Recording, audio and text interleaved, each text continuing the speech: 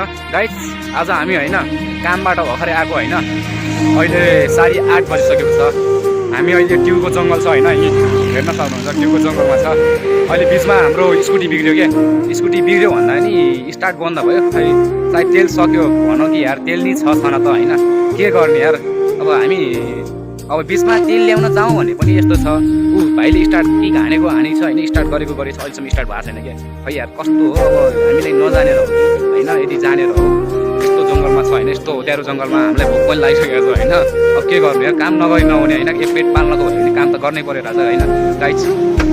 अब भाइले अब एकछिन कि हान्दैछ होइन, यो भाइको हालत हेर्नुहोस्, यो भाइको हालत, यो भाइले कि हानेको ब्रेक लगाऊ है।